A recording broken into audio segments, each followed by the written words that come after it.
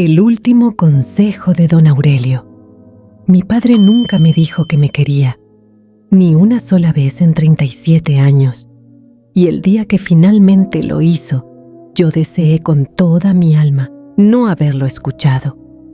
Me llamo Renata y crecí en un pueblo llamado Tres Cruces, en la Sierra de Durango, donde las montañas guardan secretos que los viejos prefieren no contar. Mi padre, don Aurelio, era un hombre de manos gruesas y silencios largos. Carpintero de oficio, fabricaba ataúdes para los muertos del pueblo y muebles para los vivos, aunque siempre decía que le pagaban mejor los muertos. Desde niña aprendí que el amor de mi padre no venía en palabras. Venía en un plato de frijoles calientes esperándome después de la escuela, en unas botas nuevas que aparecían junto a mi cama cada invierno, en la forma en que revisaba las ventanas de mi cuarto 3 veces antes de irse a dormir. Pero jamás un abrazo, jamás un te quiero. Mi madre murió cuando yo tenía 6 años, una fiebre que llegó con las lluvias y se la llevó en 3 días. Lo único que recuerdo de su funeral es a mi padre clavando la tapa del ataúd que él mismo había construido. No lloró, al menos no delante de mí. Después de eso, me crió solo, y lo hizo con una regla que me repetía cada mañana antes de salir al taller. Renata, en esta vida hay 3 cosas que nunca se recuperan: la piedra después de lanzada, la palabra después de dicha y el tiempo después de ido. Aprende eso y no necesitas aprender nada más. Yo asentía sin entender.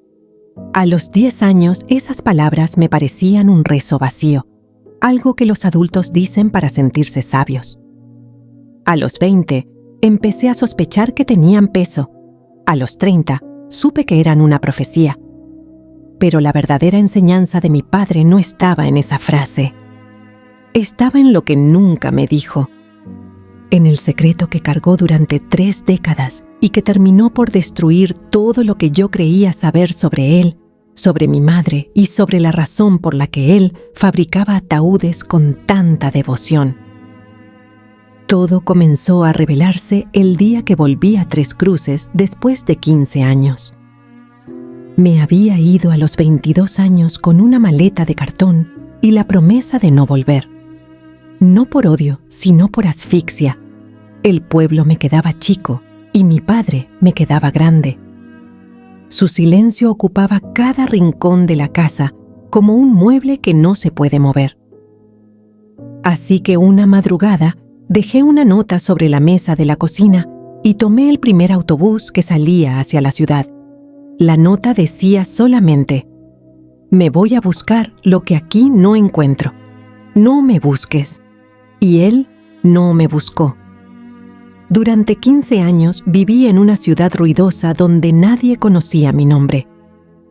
Trabajé en una fábrica de ropa, luego en un restaurante, luego en una oficina donde archivaba papeles que nadie leía. Me casé con un hombre bueno que se volvió malo con el tiempo.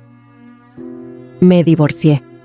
Tuve una hija que se llama Lucía y que tiene los mismos ojos oscuros de mi padre. En todo ese tiempo, don Aurelio no me llamó ni una vez. Yo tampoco lo llamé a él. Nos comunicábamos a través de doña Carmen, la vecina, que cada 2 o 3 meses me mandaba razón de que mi padre estaba bien, de que seguía trabajando en el taller, de que el pueblo seguía igual. Hasta que un día, doña Carmen me llamó por teléfono con la voz quebrada. «Renata, tu padre se está muriendo. Los doctores dicen que le queda poco. Semanas, tal vez días, no come, no habla, pero cada noche lo escucho repetir tu nombre desde su cuarto». Colgué el teléfono y me quedé mirando la pared durante 1 hora. Lucía, que entonces tenía 5 años, se acercó y me preguntó por qué lloraba.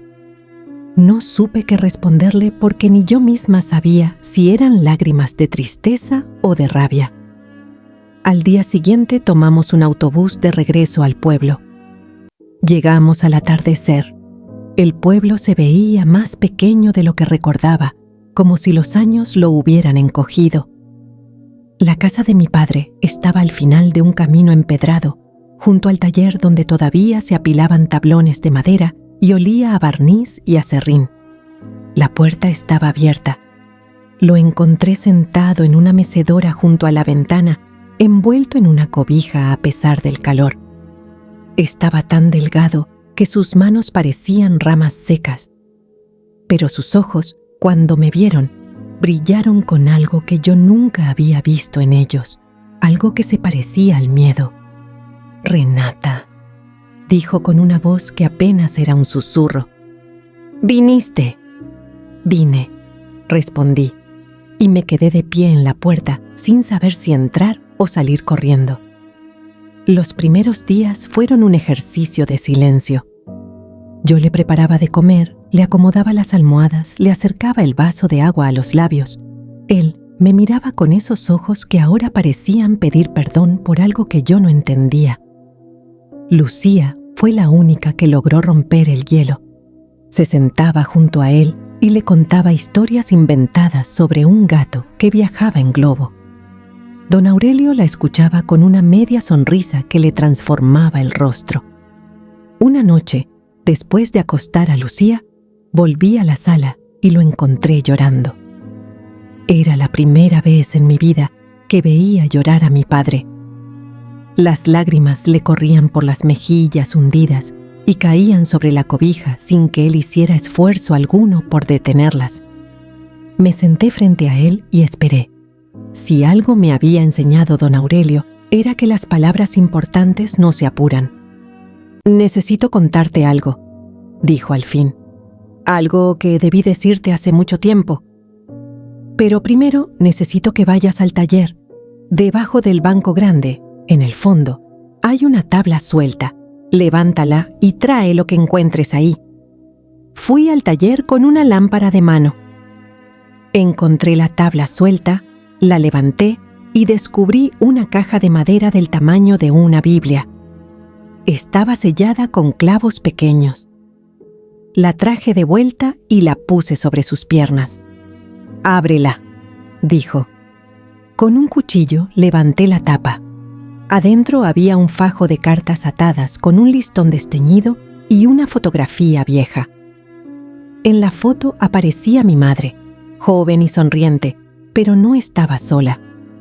Junto a ella había un hombre que no era mi padre. Un hombre alto, de ojos claros, que la abrazaba por la cintura con una familiaridad que no dejaba lugar a dudas. Sentí que el suelo se movía bajo mis pies. «Tu madre lo amaba a él», dijo don Aurelio. «Se llamaba Daniel y llegó al pueblo un verano a comprar terrenos. Era de buena familia, educado, con dinero. Tu madre se enamoró como nunca se enamoró de mí. Yo lo supe desde el principio, pero no dije nada porque la amaba demasiado como para reclamarle». Mi voz salió temblando. «¿Y qué pasó con él? Se fue. Prometió volver por ella, pero nunca volvió. Tu madre descubrió que estaba embarazada 2 semanas después. De él, no de mí. La lámpara temblaba en mi mano. O tal vez era mi mano la que temblaba. Yo no soy tu padre de sangre, Renata, pero te juro que te he querido como si lo fuera. Cada ataúd que construí, cada mueble que vendí, cada noche que revisé tus ventanas, lo hice porque tú eras lo único verdadero que la vida me dio. Me levanté de la silla y salí de la casa sin decir una palabra. Caminé por el camino empedrado hasta llegar al arroyo donde jugaba de niña. Me senté sobre una piedra y dejé que la oscuridad me tragara. Todo lo que yo era se derrumbó en un instante. Cada recuerdo se tiñó de un color diferente.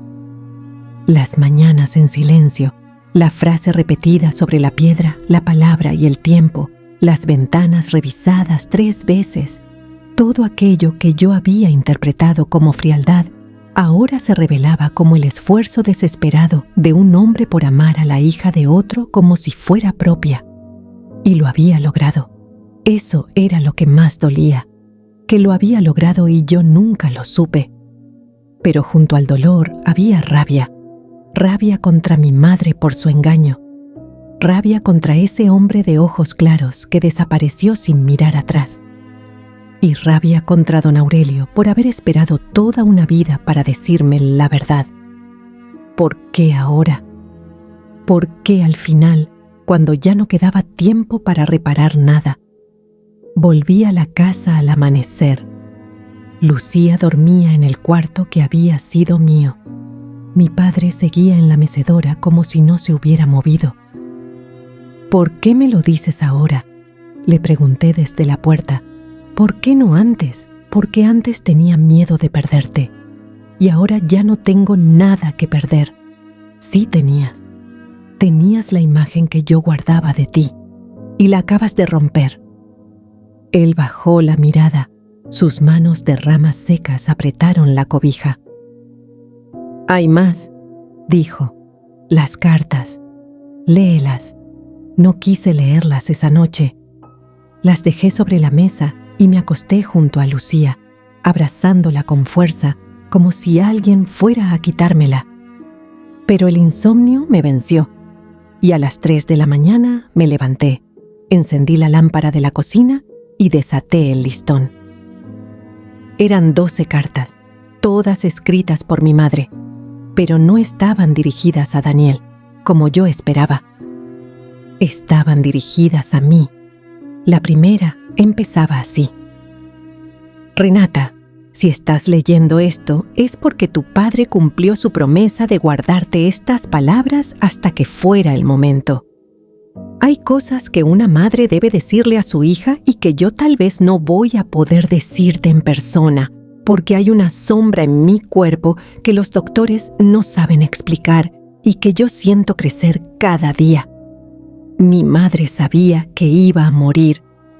Meses antes de la fiebre, ya sentía que algo la consumía por dentro, y en lugar de gastar el tiempo que le quedaba en lamentos, se sentó a escribirme una carta por cada edad importante de mi vida.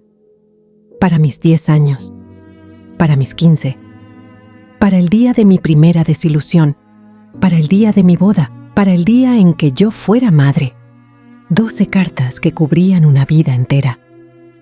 Y don Aurelio las había guardado 31 años esperando el momento exacto para entregármelas. Leí las 12 cartas de corrido, con las lágrimas cayendo sobre el papel hasta borronear algunas palabras. Mi madre me hablaba con una ternura que yo no recordaba. Me daba consejos sobre los hombres, sobre el dinero, sobre la soledad. Me pedía que no juzgara a mi padre porque él había elegido quedarse cuando todos los demás se fueron. Y en la última carta, la que estaba marcada para el día de su muerte, escribió algo que me partió en dos. Renata, tu padre no es el hombre que te dio la sangre. Tu padre es el hombre que se quedó. Y quedarse, hija mía, es la forma más difícil del amor. No lo castigues por sus silencios. Cada silencio suyo fue una palabra que se tragó para no herirte. El día que entiendas eso, vas a saber que fuiste la persona más amada de este pueblo. Cerré la última carta y me quedé mirando la llama de la lámpara hasta que amaneció. Entonces entendí la frase que mi padre me repetía cada mañana. La piedra después de lanzada, la palabra después de dicha, el tiempo después de ido. No era un rezo vacío, era su propia confesión disfrazada de consejo. Él había lanzado su piedra el día que decidió callar la verdad. Había tragado las palabras que quiso decirme durante 30 años. Y el tiempo se le había ido esperando el momento perfecto que nunca llegó, hasta que la muerte vino a obligarlo. Entré a la sala. Don Aurelio tenía los ojos cerrados, pero no dormía. Me arrodillé junto a la mecedora y tomé sus manos entre las mías.